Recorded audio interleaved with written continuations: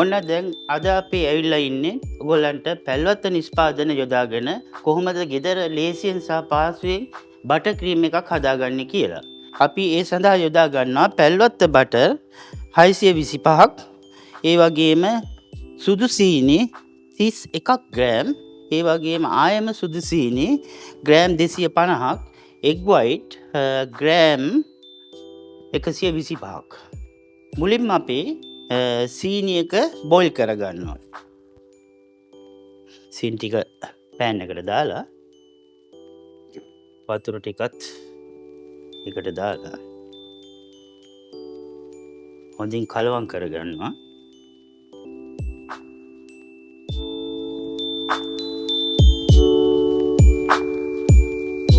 හොඳින් කලවම් කරගත්තට පස්සේ අපි ගින්දර මද පවනේ සුළු වෙලාවක් මේක බොයිල් කරගන්න. ඔව් දැන් අපි මේ සුගර් එක බොයිල් වෙන අතරතුරේදී අපි එග් වයිට් එක හොඳට බීට් කරගන්න ඕන.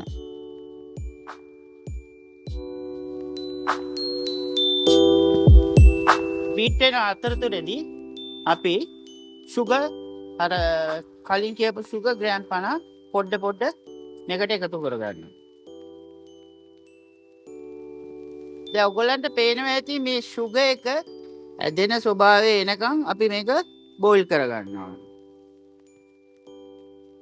දැන් අපි ලිප ඕෆ් කරලා මද වේලාවක් ඒක තියෙනවා. දැන් අපි මේක බෝයිල් කරගත්ත සුගර් එක මේකට ඇඩ් කරගන්නවා. එකතු කරගන්නවා. හිමීට එකතු කරගන්න නැත්නම් මේ එග් එක කුක් වෙන්න පුළුවන්.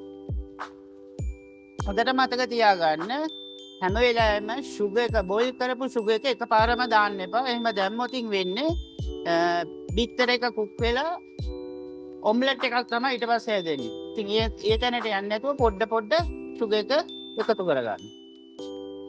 ඔයගොල්ලෝ හොඳට මතක තියාගන්න මේක රූම් ටෙම්පරේචර් එකට ආවට පසුව තමයි බටර් එකතු කරගන්නේ, නැත්නම් බටර් එක දිය වෙනවා.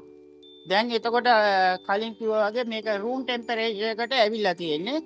ඒ ආවට පස්සේ මෙන්න මේ ආකාරයෙන් අපේ බීට් කරපු එග් වයිට් එක තියෙනවා.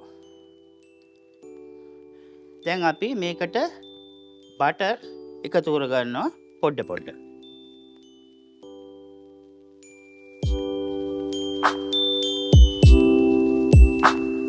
එකතු කරගෙන අපි නැවතත් මේක බීට් කරනවා.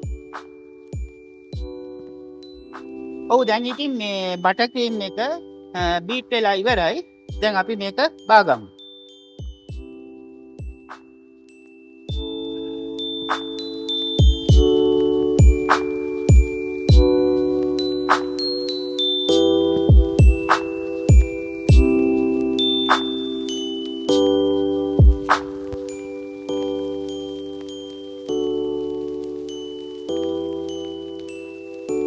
දැන් මේ පෙනෙන්නේ ඔයගොල්ලන්ට අපි දැන් හදාගත්ත බටර් ක්‍රීම් එක.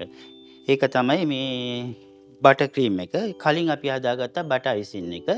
ඒවේ සියලුම රෙසිපීස් මේ ලින්ක් එක පහළ සඳහන් වෙලා තියෙනවා.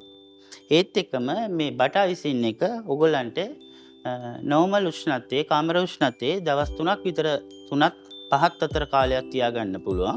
ඒ වගේම චිලර් එකේ ෆ්‍රිජ් එකේ ඔයගොල්ලන්ගේ සීතකරණේ සති 2ක විතර කාලයක් තියාගන්න පුළුවන්.